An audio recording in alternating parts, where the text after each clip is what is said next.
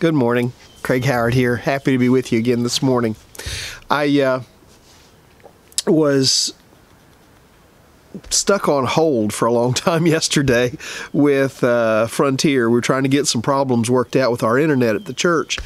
And while I was on hold, I was kind of skimming through Yahoo and just different things, just passing time. And I ran across an article on all of the businesses that are filing Chapter 11 bankruptcy or are going into some sort of trouble because of the COVID situation and the number of businesses. And when I looked at them, they're like businesses that have been around forever. They're like the stalwart businesses, the ones that you always believed were going to be there. You know, that when you were a kid, when I was a kid growing up, I mean, companies like Sears and JCPenney's and Kmart and Neiman Marcus and all these different companies that were like the cornerstone of the shopping industry, that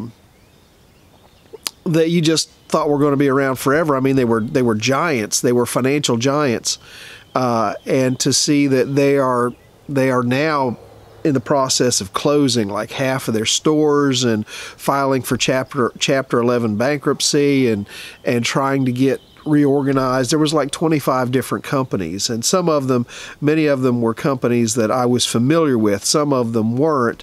One of them, like Joseph A. Banks was one, but some of them were companies that were kind of like just old established stores in New York City that have been around for a long time, but that you just, they weren't big national chains. But there were also big restaurants that had been around. Wendy's was one that was on there.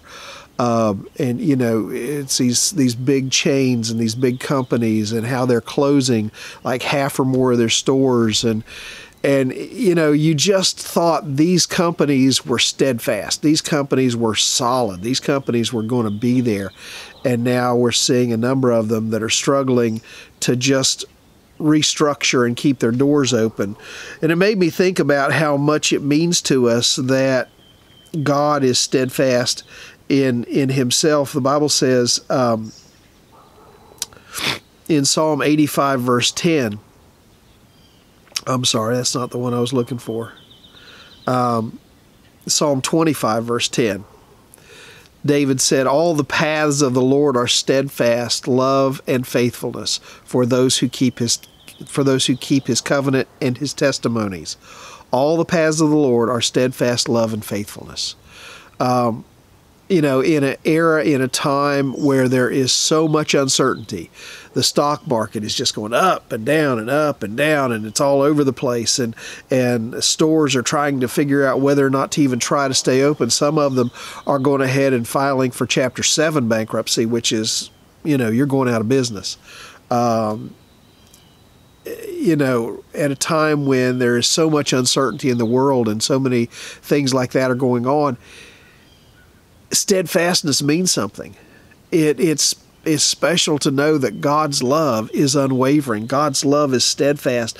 In fact, in the Bible, something like 132 times the steadfastness of God is mentioned, and 219 times where it's mentioned in the Bible, it's almost always associated with his love being steadfast. So, the idea that I can count on God's love, that I can count on God to be there, that God is steadfast, God is faithful, God is unmovable. These are characteristics and traits that right now may mean more than ever before. I wanted to share one more verse with you that I just thought was sort of my prayer for you this morning. And it says in 2 Thessalonians chapter 3, verse 5, "May the Lord direct your hearts to the love of God and the steadfastness of Christ."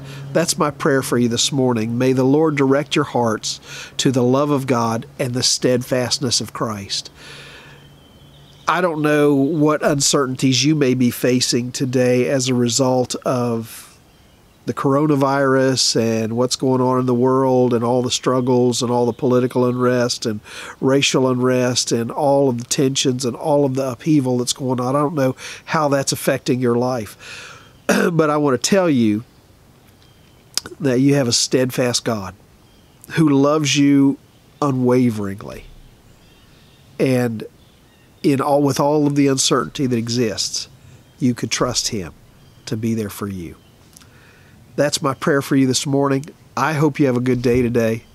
I hope God fills your life full of blessing today, and I hope you can rest in the steadfast love of God.